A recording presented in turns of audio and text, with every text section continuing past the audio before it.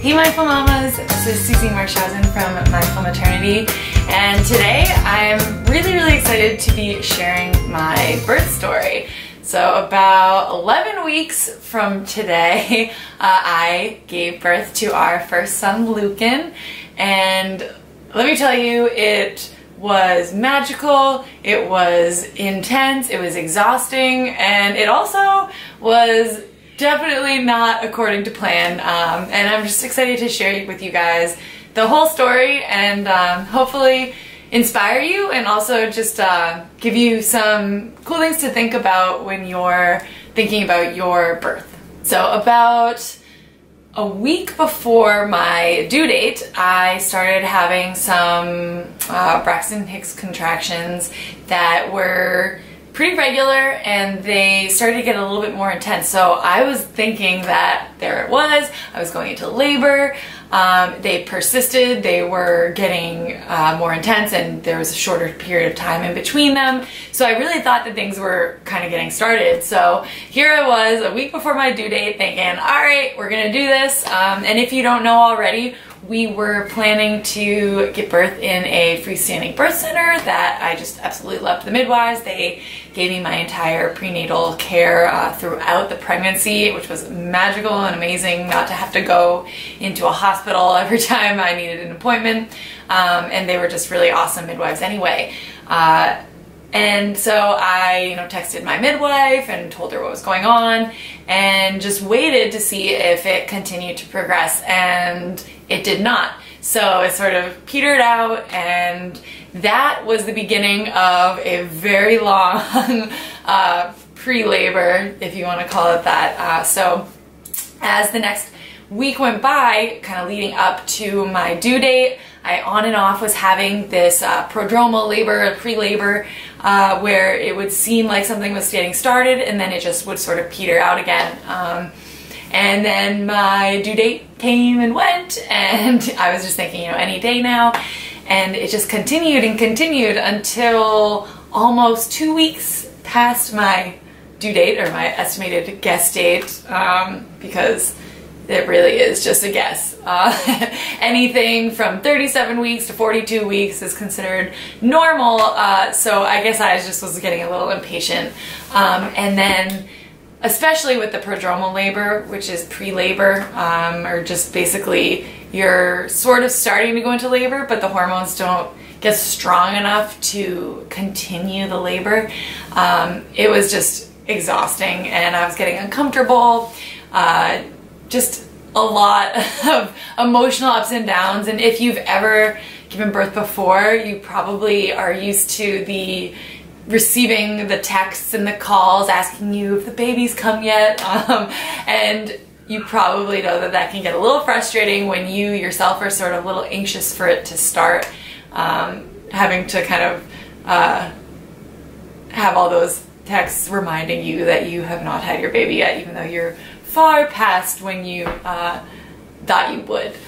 So we're coming up on 42 weeks, and he still hadn't budged. I was still having that kind of on and off contractions, but when I went in to get checked, I hadn't dilated at all. My cervix was still pretty posterior, and I was getting a little frustrated and a little anxious at that point. So about it was a Sunday, and so I would have been 42 weeks on that Tuesday. So I went in Sunday to see my midwife, and she gave me a membrane sweep. I had been literally trying everything that you hear about inducing labor. I was eating tons of pineapple, I was going for lots of walks, eating spicy foods, having sex. I was using my pump to do nipple stimulation, like everything you can think of, I was trying to just get that baby out. And so I went in that Sunday, and we ended up going in the morning to have the membrane sweep, and at that point I was maybe a centimeter dilated, and just went home, and we were watching the football game, and I started feeling some contractions, but I didn't want to get too excited because I'd been having those contractions for weeks. And so I just kind of waited, but they started getting a lot crampier and definitely felt a little different than what I had been feeling for those few weeks. And so I kind of was thinking, all right, I think this might be it. And it was around 3 or 4 p.m. that Sunday that I was kind of like, okay, this is definitely getting stronger. This is definitely feeling a little bit different, and I think this could be it. So I just wanted to wait. I was waiting it out, and that evening I just texted my midwife and said, hey, I know we've had a couple of false alarms, but I think this could actually be it. And if it's not, then I don't know what else we can do. So I waited it out, and as the evening went on, they got stronger, and it definitely felt like something was happening. So I tried to get a little bit of sleep, was sleeping in between contractions, and around midnight I woke up and just was like, all right, this is definitely it. So I texted my midwife and told her, so we made a plan to meet at the birth center in the morning, because if you have ever gone through labor, especially your first pregnancy, it can be a long time before you're actually ready to start pushing. So I just kind of tried to sleep, couldn't really sleep much, so I woke up and ate a little bit, and we met at the birth center at 6 in the morning the following morning, so that was Monday morning. And we got there, and I was about 3 or 4 centimeters dilated, so still not like super active labor, but I was feeling it. So I knew it was it, and we all kind of were like, all right, this is definitely it. It's just gonna probably take a while. So we were at the birth center, and I was just sort of doing my thing. I was on the birthing ball, bouncing around. We went for lots of walks. It was nice because there's some wooded paths by the birth center, so we just went outside and we were walking.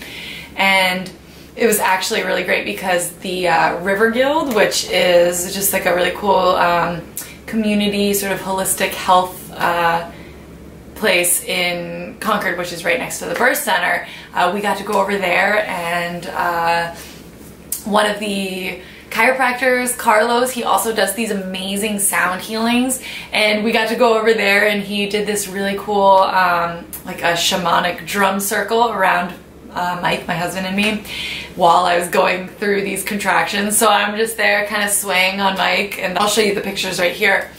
But we got to do that drum circle, which was absolutely fantastic to feel those vibrations sort of going through my body while I was experiencing contractions. It definitely made them feel different, and it was a little bit more, it kind of helped me to go inward and reflect while I was going through them. So we just kept walking and doing our thing, and by about 2 o'clock, I had made it through transition. I was 10 centimeters dilated. Luken was in the right position. He was engaged, and so it was time to push. I had felt my water break in the tub at that point. So yeah, I had gotten in the tub around 7 centimeters and did the rest in the tub to get to 10 centimeters, which if you have not labored in a birth tub, I highly recommend it. It feels amazing. It's so relaxing. It totally changes the game for any sort of pain you're feeling. So I was just kind of doing my thing, and it was really just this magical experience. It felt so amazing. I was feeling really empowered. Granted, yes, it was very intense, and the sensations were something that I've never felt before, but it was super manageable, and the midwives were so helpful and so encouraging, and so was Mike, my husband. And so yeah, I just felt so amazing, and when they said, okay, it's time to push, it was like magic to my ears, music to my ears. I just was like, all right, let's do this. I was so excited. I was laughing in between contractions because I just knew that I could do it, and that this was the time. This was my moment to just, you know, kind of get that final stretch done with and have my baby in my arms. So I started pushing around 2, and kind of was pushing for at least an hour and just sort of going with it, doing what felt right. And there was this noticeable moment when things started to shift a little, and my contractions started slowing down a little bit, and it just felt like something had stalled a bit.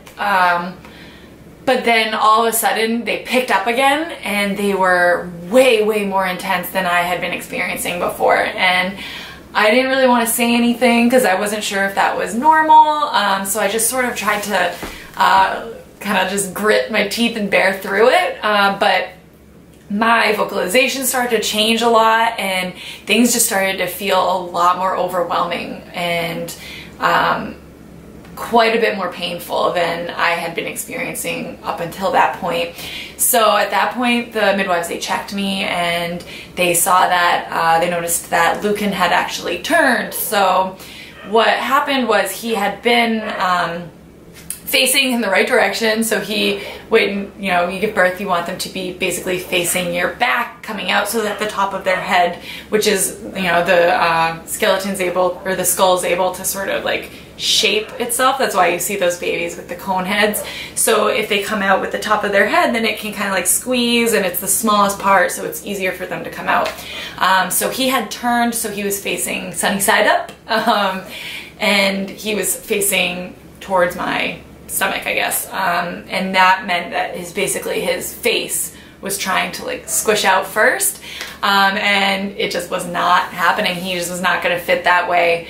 And he, after almost 2 hours of pushing, he hadn't descended at all. He was just kind of slamming up against my cervix. And at that point, my cervix was getting swollen and had like a little lip on it. So it was kind of getting smaller, the hole for him to try to fit through. And so it was just kind of like this, this countdown of like, all right, well, if he doesn't get into the right position, he's clearly not coming out the way he is right now. And my body was, obviously the contractions were continuing, and I wasn't able to kind of stop myself at that point from pushing, because the urge to push is just like so strong at that point with how strong the contractions were. And we tried a couple different positions for me to get into. I got out of the tub and was on the bed doing some certain things to try to flip him into the right position again, and it just wasn't happening. And the midwives basically said that it had sort of taken a turn to an abnormal birth pattern, and we really needed to discuss the option of transferring to the hospital, because he clearly wasn't going to be coming out the way that he was in there.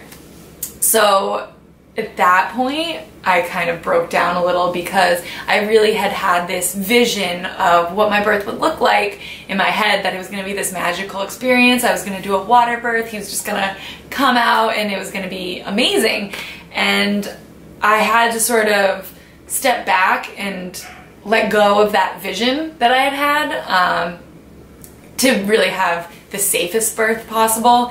And it had taken this turn that wasn't normal anymore. And if it had stayed normal, I still know that I could have easily just gone through that and delivered him there if he had stayed in the right position, because pushing when he was in that, it just felt really good. It was really empowering, and I felt really confident in my abilities at that point. But then when things shifted, I started to recognize that it wasn't going to happen the way that I had envisioned. And after a little bit of crying and overwhelm, and just my husband reassuring me that everything was okay, that it was okay to change what I had planned, I just basically said, all right, we need to go, because after a good 2 hours of no progress with that intense pain during the contractions, I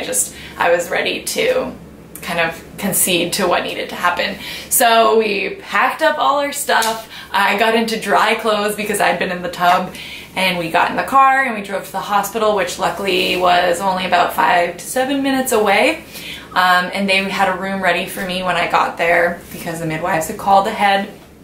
And we got there, I got into my room in between contractions, and at that point, each contraction, I was pretty much doubled over screaming. It was quite intense when he was in that position, because it was really a lot of a lot of pressure that wasn't really leading to anything. And so really, by the time I had filled out some paperwork and went through all these questionnaires that they have to ask everyone that they admit, which it was actually pretty funny because I was sitting there, you know, in between contractions, and the nurse is trying to ask me all these kind of questionnaire questions of, you know, if I felt depressed in the last 6 months, and I was just so over it. I didn't want to answer these questions. I just wanted the epidural that they were planning on coming and giving me. And so by that time, you know, they're prepping me, and the anesthesiologist comes and she's prepping me for the epidural. So we had been at the hospital for almost another 2 hours by the time it was all said and done, and the epidural had actually kicked in and had taken away some of the pain. So it was about 2 p.m. to almost 5:30 p.m. That I had been having those active labor contractions with absolutely no progress. So it was quite frustrating. But like I said, I got the epidural and pretty much all the pain went away, and I just was able to finally just relax. And what they wanted me to do, because it had been just a really long day, I hadn't really slept the night before and I'd been laboring all day, they just wanted me to sleep. So they gave me the epidural so that I could rest, so when it was time to push again, I would have some energy to do that. So I took a couple naps. They were flipping me into different positions for me to sleep in. So they flipped me on different sides, and then they also had me on my stomach with my stomach inside like a giant like inflatable tube, like a pool floaty, and that seemed to do the trick where I slept like that for a while. And when they checked me again, he had rotated into the right position again, because I was finally able to just like relax and not keep pushing with every contraction. So it gave him a little bit more space in there to flip back into the right position. So with him being in the right position and me being relaxed, they decided to just let me labor down. So I basically slept a little bit longer while my body did the work, and the contractions just on their own started helping him to come down the birth canal. So after about 3 hours after my epidural, I got some rest. They checked me again, and he had pretty much come all the way down the birth canal with me sleeping through it, and he was about this close to crowning. So they said, all right, it's time to start pushing, and I pushed for about an hour and a half. And honestly, it really, even though it wasn't how I had envisioned the experience, it really was still just super special and a very like relaxing, calm environment. So the lights were pretty much off, just like a little dimmer light. And I just had an amazing nurse on one leg, and Mike was over on the other holding them up, and I just pushed. And at that point, from experiencing pushing up until that point before the epidural, like pushing with the epidural was like, I could do it all day. I even joke how my face from like straining pushing hurt more than the actual like pushing down there. So that was quite a different experience, and just very gentle. It'd be like, okay, here's a contraction. All right, it's peaking, push. And really the only way I knew that I was having contractions at that point was because I could feel my stomach hardening and tightening.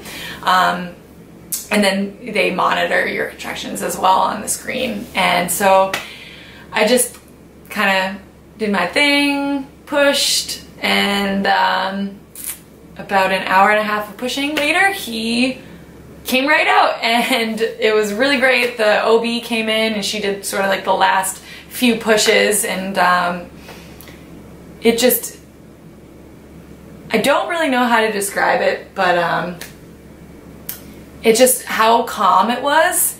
It was just as amazing as I could have imagined it, even in a, you know, a birth tub. That it was so quiet and serene, and Mike got to watch the whole thing. And basically, you know, I just pushed him out and reached down and pulled him up onto my chest, and that was it. Everything from that moment on was pretty much forgotten. I totally forgot about all the pain that I'd been in. I forgot about how little sleep I had had in the past almost 70 hours. And it just is indescribable, that moment when they, you know, when you put them on your chest and you see this baby that you've been waiting for 9+ months. Yeah, it was love at first sight. I was crying, I was laughing, and he was just perfect. So I couldn't have asked for a better birth because it resulted in him being right there. And that's all I could really ask for. And in the end, I'm just really happy that I was able to vaginally deliver. I had no tearing, so that was great. And that it didn't lead to a C-section, because I kind of later found out that if we hadn't have transferred, it very likely could have led to either an emergency C-section, because he just wasn't coming out and he could have become distressed in there from all that pressure, which actually happened to one of my midwives. And then another midwife, a similar thing happened, and she ended up not being able to walk for 6 weeks because her pelvis was sort of so out of whack after delivering her baby in that position. So all in all, I was really happy with how it turned out, because if it was going to go that way, where he turned, then at least I was able to still vaginally deliver and still have just like this magical experience that I had wanted. And it turned out to be great too, because after the fact, I ended up having a little bit of hemorrhaging and losing quite a bit of blood, and they would have had to transfer me to the hospital anyway, so at least I was already there with my baby, and they were able to just kind of deal with it right away when I was there. So basically, I was able to sort of get the best of both worlds. I was able to have this amazing labor at the birth center, which was great. It was really calm and relaxing, and I was able to just like naturally labor all the way up until 10 centimeters, and even have some of that experience of what it's like to push at 10 centimeters and go through basically that full labor pattern without any pain medication, and just naturally doing that. So I was able to experience that and know that it's possible, and know that I can do that. And I can even push, and now I know that I can vaginally deliver a baby, a large baby. He was 8 pounds and 15 ounces, so just shy of 9 pounds. He was a big baby, and now I know that my body's really capable of doing that. So I wouldn't have any reservation about going for a natural birth again, and hopefully it would all turn out well, that he or she stayed in the right position for the delivery. But I was able to experience that, what I really wanted at the birth center, and have the support of some amazing midwives. And then I went to the hospital and I experienced what that's like as well, and realized that that really wasn't as defeating as I thought it would feel. It wasn't, it didn't have this like sterile feel like I thought it would, and so I was able to sort of be humbled by that experience as well, and see, okay, I can see why people get epidurals. This feels amazing after going through that sort of that experience, to have that pain taken away. So I was able to get part of what I wanted, and then also I think I was forced to see the other side and realize that, you know what, no matter what anybody chooses, as long as they're happy with what they experienced, and they feel good at the end that they did, you know, this amazing thing that our human body, our female bodies, are capable of doing, then yeah, more power to any woman. And honestly, in the future, I don't know, I will most definitely be planning to have a fully natural birth to experience that, but I'm also, you know what, open to seeing how things go, and knowing that they rarely go as you plan, and you really have to be gentle and kind with yourself to get the most out of it. So from Sunday afternoon around 3 o'clock to Tuesday morning at 1:37 a.m., that was my labor. It was a very long and trying time, but it was beautiful and magical, and everything that I could have wanted under the circumstances, and that's all I could really ask for. And in the end, I have my incredible, beautiful son to thank for all of that hard work that I did, and that my husband did, and that the midwives did, and the nurses and the doctors. I can't speak highly enough of both places that I was laboring at, because the support was just incredible. And after getting home and some of the soreness and the bleeding subsiding, I can safely say that I'm actually excited for the next time, because no matter how difficult it was, or how humbling, or how intense the sensations were, it also was just so cool to witness what I'm capable of, and to experience that with Mike. And yeah, it's amazing, and I'm actually looking forward to doing it again. That is my first birth story. Thank you guys so much for watching. I wish you luck if you're going to be giving birth anytime soon, and if you have already given birth before, then just know that you are an incredible goddess, and that is just amazing that our bodies are able to do such a miracle. Finally, if you want to follow along with my journey as a new mom and see some amazing, adorable pictures of my son Luken, other than the videos that I'll be posting on here on this channel, then go follow me on Instagram. It's mindful.maternity at Instagram, and you'll be able to see tons of pictures and updates there too. Thank you guys, and I'll see you soon.